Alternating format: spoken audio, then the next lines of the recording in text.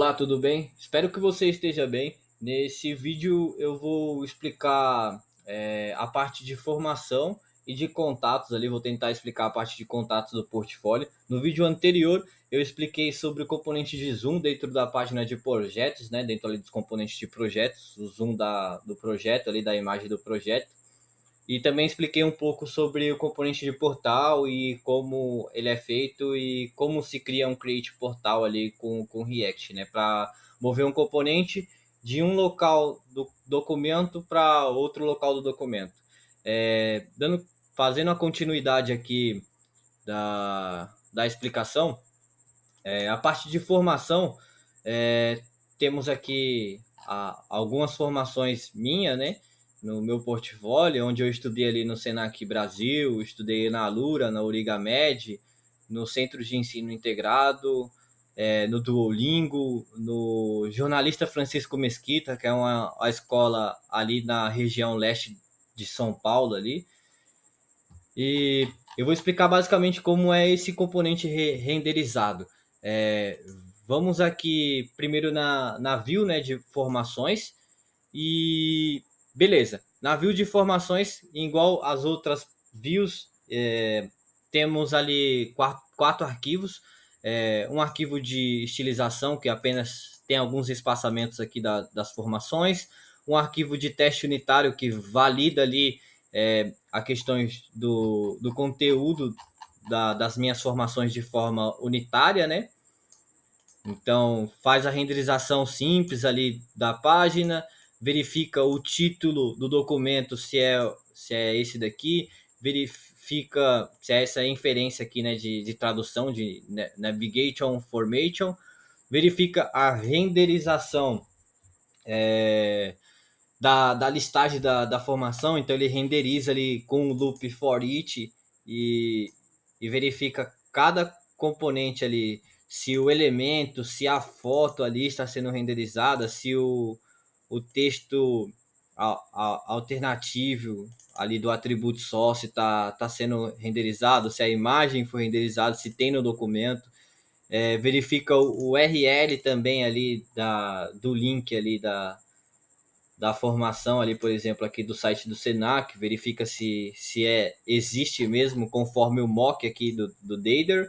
Então tem uma pasta de um arquivo de Dater aqui, igual a pasta de projetos, igual aquela parte de tecnologias, com um array de objetos ali com algumas informações. Similar também, temos ali a importação das imagens e temos a declaração de cada objeto está sendo renderizado aqui na página. Então, a inferência aqui do objeto de tradução ali, do Page Information Senac, por exemplo, o próximo é o Alura, onde eu vou conseguir, a partir dessa chave, buscar a tradução de cada formação.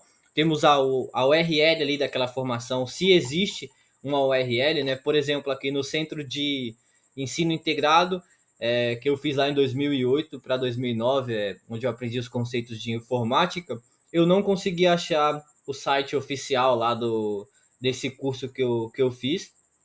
Então, eu não coloquei a URL porque eu não achei mais o site ali da empresa que eu fiz esse curso, né? E então aqui não tem um link. Então, nesse, por exemplo, não tem um link. E no Duolingo tem o link do meu portfólio lá, do meu perfil, quer dizer. Então aqui tem o link do meu perfil. E onde tem o link, aqui por exemplo, tem um link da escola lá, jornalista Francisco Mesquita.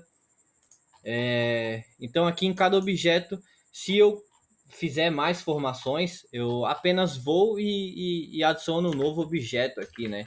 Por exemplo, futuramente eu pretendo fazer uma faculdade, e assim que eu tiver uma faculdade, eu vou atualizar aqui e apenas vou colocar o nome aqui da universidade aqui com um objeto novo aqui nesse cara e pronto, de uma forma automática já vai renderizar o componente novo ali. Beleza, aqui é a informação do arquivo Data e dentro do index é onde tem lá a página, né, a view em si. Então temos o título ali da página, ali formação. Então se eu apagar ali, se apaga o nome da formação, tem até o emoji aqui de alguns livros, né? Então, se eu remover ali, só fica a informação mesmo.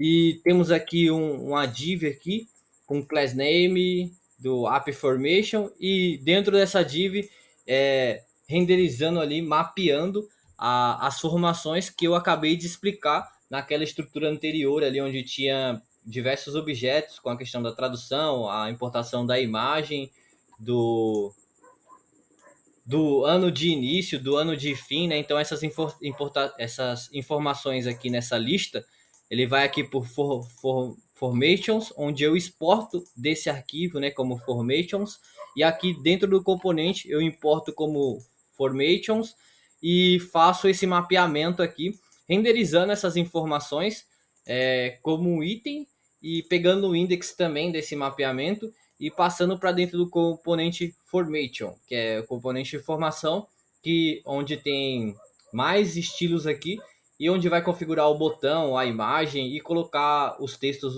nos locais certos. Então, eu mapio essas informações do Dather e conforme também era feito no projetos e naquela parte de tecnologias com o mesmo pattern ali.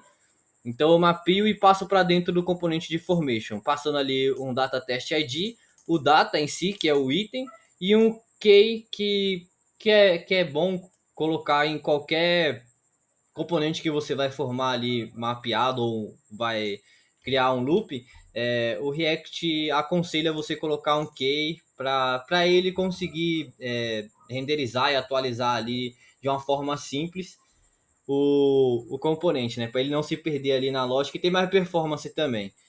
Então, beleza. Dentro desse componente formation aqui basicamente é a página, né? Como eu expliquei, o title.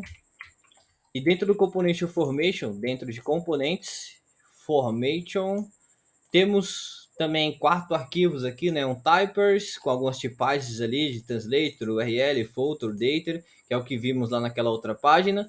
Temos ali também umas tipagens de props e aqui a tipagem de formação data, que é o tipo que vai aqui para data, né? Que precisa ter a de início. A de fim é opcional, por isso que tem essa interrogação aqui.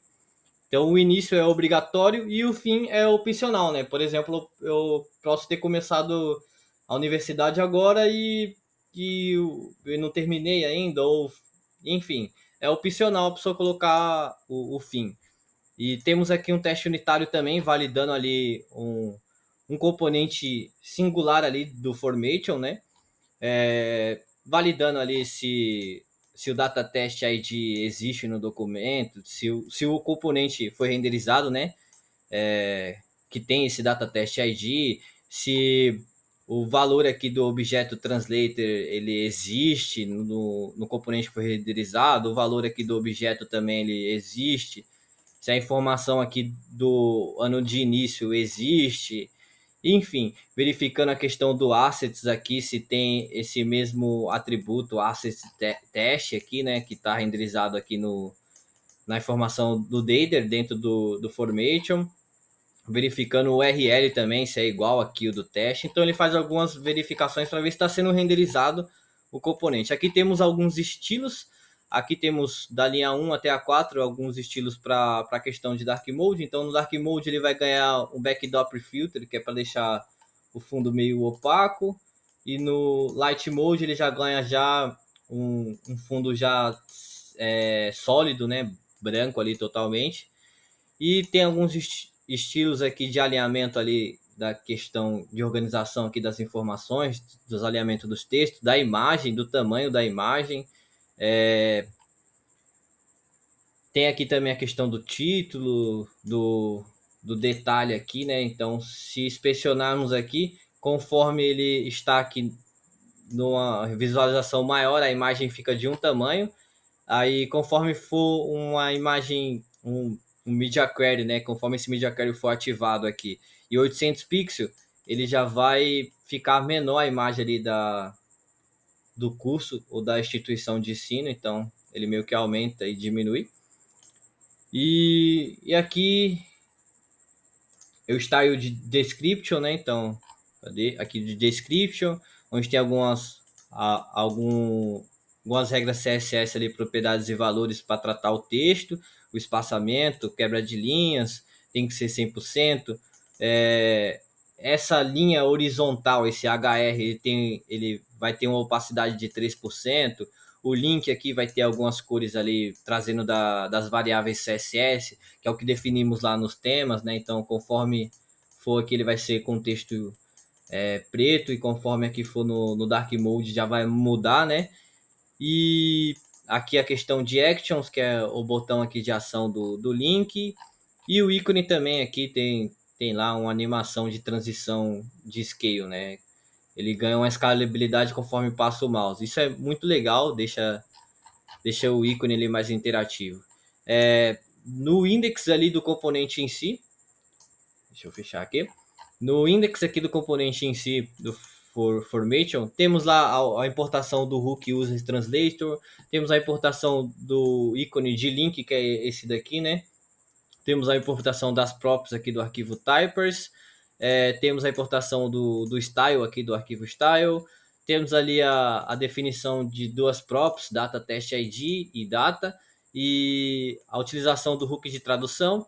E o componente em si, a estrutura HTML, é essa daqui. Ele passa lá a prop de data test ID, e a informação de data, ele vai montando aqui a questão ali das traduções, monta a string, né, com o valor inicial ali, e essa string montada ele vai lá no componente lá de tradução e traz direto da informação correta. Então, por exemplo, aqui na parte de formação, é esse daqui. Ele vai lá pegar o objeto que foi passado para dentro lá, o senac.title.descript. Então ele pega aqui a informação lá de tradução lá, page formation.senac, e monta aqui, vai ser agora o title do Senac, ou vai ser o title do Alura, ou o title do Duolingo, e vai ser aqui o date, end, a data final, enfim. E aqui também tem uma validação verificando se a URL existe. Se ela existe, ele vai renderizar o link, e se não existir, ele nem renderiza esse pedaço de código aqui. Então tem algumas lógicas ali. A questão da imagem ali, ele passa o valor da imagem aqui para dentro desse image, monta o title, o alt aqui com o title do curso, né, da formação. E basicamente é isso a questão aqui da renderização do componente. O estilo CSS, a questão que ele diminui ali um pouco a imagem da instituição de ensino. E é bem simples mesmo. O pattern, assim, é igual do Project. Do Project que tem muito mais coisas. E é bem simples mesmo a parte de formações. Beleza. Indo agora aqui para a página de contatos. Essa página onde eu exibo ali o meu e-mail, o link para o meu LinkedIn, o link para o meu GitHub oficial, o link para o meu CodePen, onde eu coloco alguns pedaços de código meu ali, o link para o canal do YouTube aqui que vocês estão vendo, o link lá para o meu perfil no Duolingo, que eu estudo diversos idiomas, o link para o meu perfil lá no Free Code Camp, que é uma organização internacional também que compartilha conhecimento gratuito. O link para o Plural Site, que é uma plataforma que você pode lá validar alguns conhecimentos que você já tem, algumas tecnologias. Então, aonde eu tenho alguns contatos aqui, eu coloco nessa parte aqui de contatos. E como é montada essa parte de contatos? Também é uma página, uma view simples, né, onde tem um data com as informações dos links ali em uma listagem, e a importação de cada ícone ali e logo de cada perfil, do LinkedIn, do GitHub, do YouTube também aqui, né? E um arquivo CSS aqui, um arquivo CSS, né, um arquivo SAS, com algumas propriedades aqui, deixando os botões dessa forma. Conforme passa o mouse, ele fica verde ali em volta e com as bordas arredondadas. Então, se eu tirar aqui as bordas ali, Agora ele ficou quadrado ali, cada botão. Então, tem algumas estilizações aqui do CSS. E também, aqui um Media Query, quando for numa tela de 600 pixels ou maior, né, ele vai ficar com essa propriedade aqui. Na verdade, quando tiver a largura maior do que 600 pixels, ele fica com essa propriedade. E quando for menor, ele vai ficar 100%. Então, por exemplo, aqui eu vou diminuindo, ficou em uma tela menor que 600 pixels, ele fica 100% o tamanho do botão ali da mídia social, e ficou maior, ele vai e ganha outra propriedade e tamanho, né? Então ele vai se adaptando aqui. Ficou no celular, ele fica 100% ali para pegar o touch ali do dedo da pessoa mesmo. Tem uma área maior para a pessoa clicar, né? No celular pode ter uma tela bem pequena, então o tamanho ali do botão influencia. Então, quando é numa tela maior, ele ganha espaço, né? E não precisa ser 100%. E é isso aqui feito nesse Media Query aqui. Ele que define isso. Beleza. E o teste unitário aqui é um teste simples também, onde vai fazer lá um loop nos contatos, verificar se o link da rede social tá ok, verificar se o link tá ok, se o link foi renderizado, se existe no componente, né, aqui, e verificar o título da página aqui também, né, se é o mesmo ali da referência ali de Page Contact Title, verificar se tem esse ícone também do mundo aqui que eu coloquei, né? Então, se por exemplo aqui no componente eu remover aqui, o teste unitário já quebraria, né? Aqui se removeu o mundo e já quebraria o teste unitário. Os typers aqui para fazer a questão ali da tipagem do data aqui, né? Então, para forçar que o objeto seja dessa forma, que se não for, ele vai sinalizar ali que a tipagem está errada. E basicamente esse é a página de views. Ele não utiliza nenhum outro componente assim externo, né, que eu tenha criado. Ela é uma página bem simples mesmo, onde eu só renderizo essa lista aqui de contatos que eu tenho, o canal do YouTube, o meu e-mail, os links nessas mídias sociais e apenas isso. Acredito que eu expliquei tudo assim da criação desse portfólio. Se ficou faltando algum pedaço aí de explicação, espero que você comente aqui no vídeo, que eu teria o prazer de fazer outro vídeo de continuação explicando. E eu vou rodar agora os testes unitários, né? Que falei tanto aqui dos arquivos de testes unitários e não rodei os testes unitários, né? Então vou fechar aqui a linha de comando e rodar de novo os testes unitários. O comando para rodar os testes unitários, você pode ver aqui no README ou então aqui no pack.json aqui.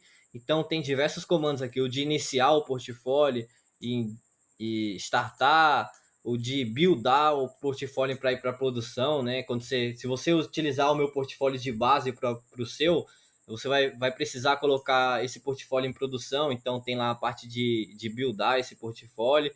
É, e os comandos de teste unitário, os comandos de teste end-to-end, que também tem teste de end-to-end nesse portfólio, eu criei aqui.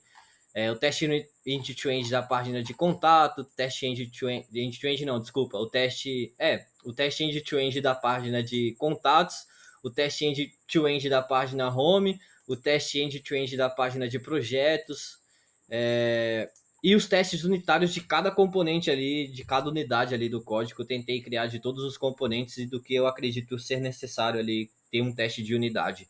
Então eu vou rodar aqui o comando do teste unitário. É esse comando aqui, teste-unit. Então vamos lá. Teste unit. E podemos ver aqui, ele vai rodar aqui. A sua máquina pode ser mais rápido.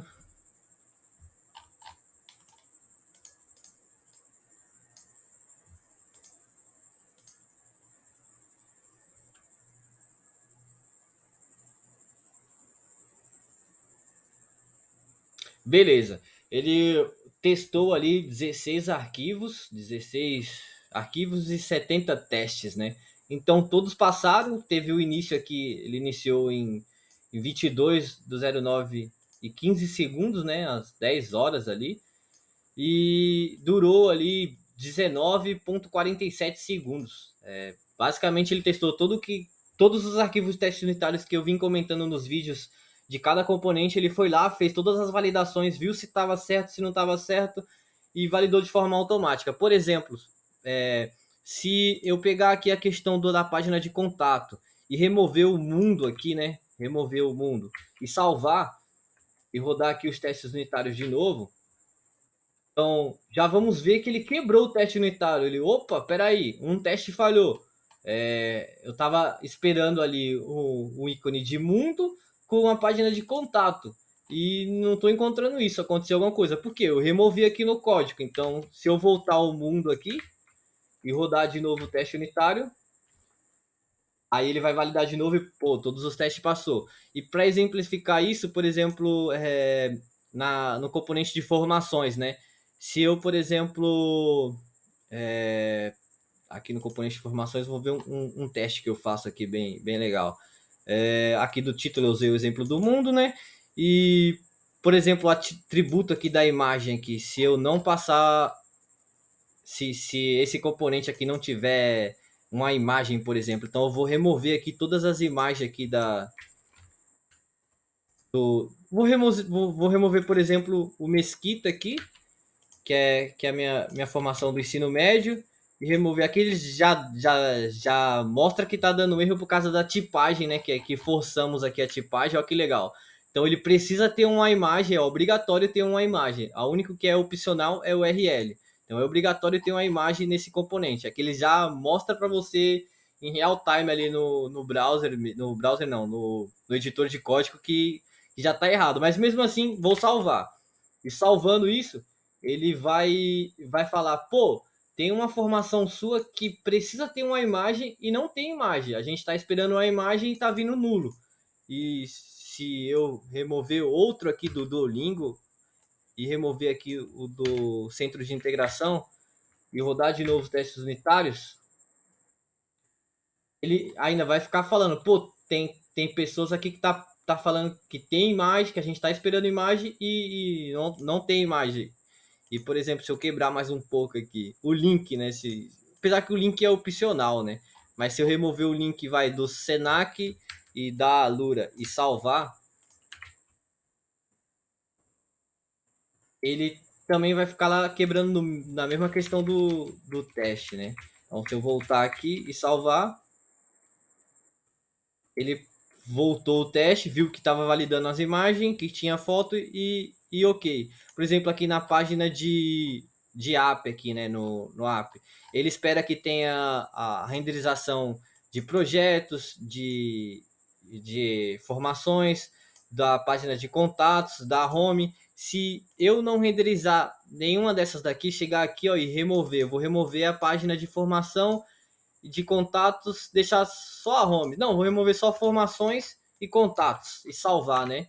Ele vai lá, vai rodar os testes e vai falar, pô, eu tava esperando ali um componente ali da página de contatos, não foi renderizada, um arquivo de teste falhou e dois testes falharam, né?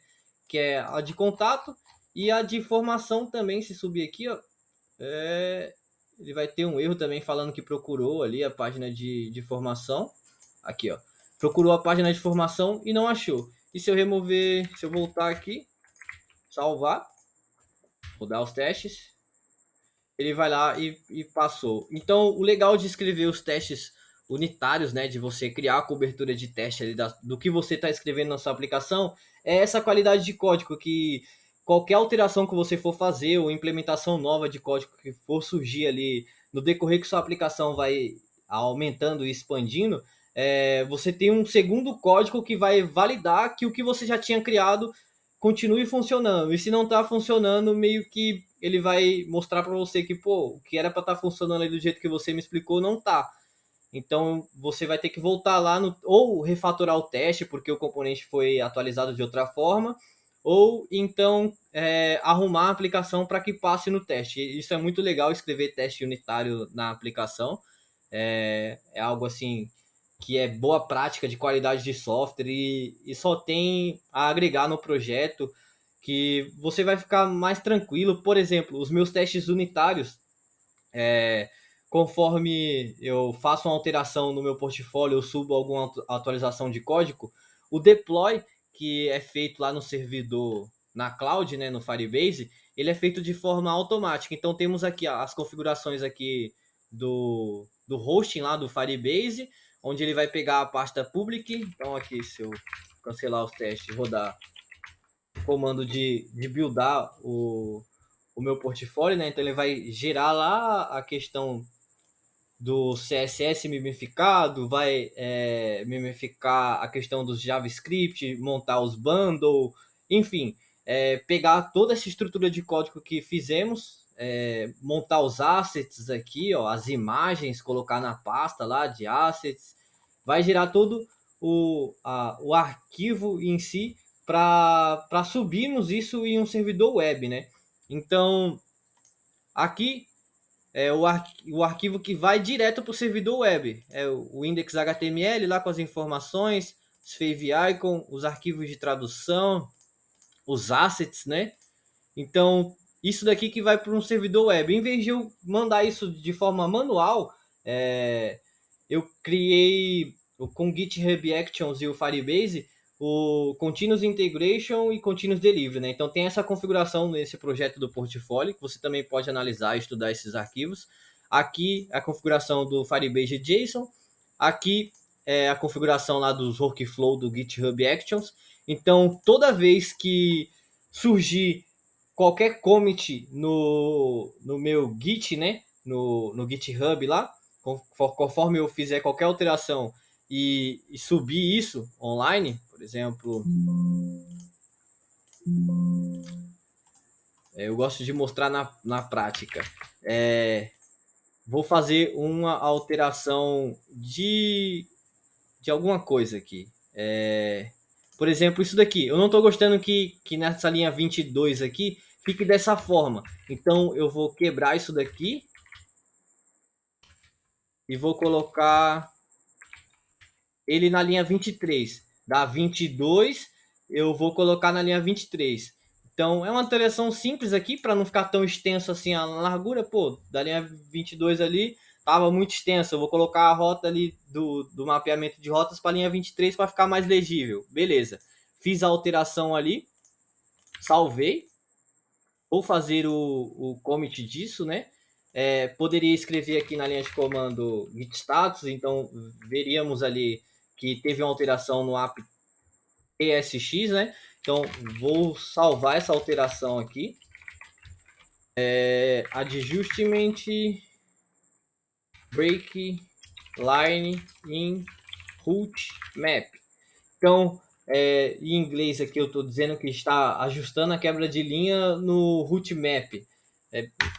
Uma alteração simples. Beleza, ali não foi porque eu tenho que colocar o A aqui, né? Que eu não coloquei pro stage. Beleza, montei o commit. Então esse commit agora está aqui na minha máquina, né? No meu desenvolvimento local. E eu vou mandar lá pro GitHub, lá, que é o repositório que está online mesmo, né? Que vocês têm acesso aí e tudo mais. Então, fechar aqui.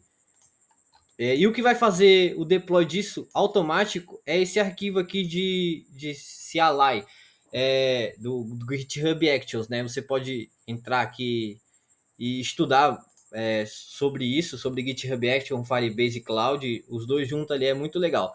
Então ele vai fazer o quê? Na primeira step ali, ele vai instalar ali no ambiente de Ubuntu, né? Na sua última versão, vai utilizar o Action Checkout ali, vai rodar esse comando de instalação com esse atributo de force e vai rodar o builder da aplicação. Então ele vai buildar a aplicação conforme eu tinha buildado aqui, vai gerar esse arquivo dist aqui com os arquivos que tem que ser ido para o servidor web, vai rodar os testes unitários. Então ele roda os testes unitários lá no servidor lá, verifica se nenhum teste de unidade quebrou.